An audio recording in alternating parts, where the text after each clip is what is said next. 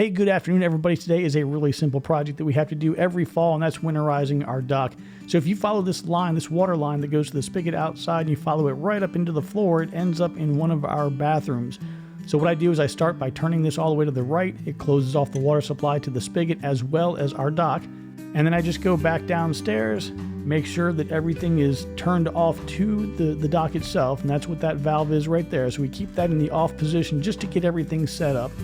Now the next step that we're going to do here is we're going to hook up this hose that I made. It's just a regular piece of 3/4 inch hose with a 1/4 inch NPT fitting on the end of it for an air compressor, and we're going to use the regular old Harbor Freight air compressor you may have seen me fix in another video. We're going to just hook right up to that, let that pressurize, and that's going to get us to a point where we can blow all that water out of the line. So here's the air compressor. It went up to 100 psi. Ultimately, it shut off, so it's working great. Definitely go check that video out.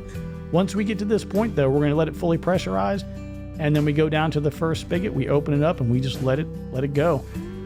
So you can see here we have, of course, all the water's flowing out. We have a ton of bird crap all over this pier because the migratory birds are here. The birds are beautiful. The crap is not.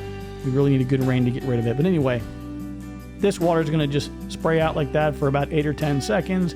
Eventually it gets to the point where, it kind of starts sputtering or whatever. I'll let that sputter for, I don't know, 8 or 10 more seconds, and then I shut it down.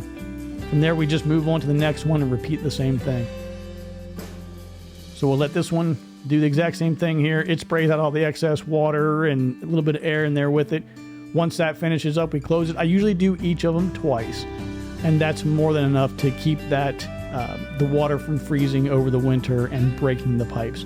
From there, I just go back and I reclose the line to the pier, open up the spigot all the way in case there's any excess water to drain out, and we're done. So hope you guys found some value in this, and we'll see you next time.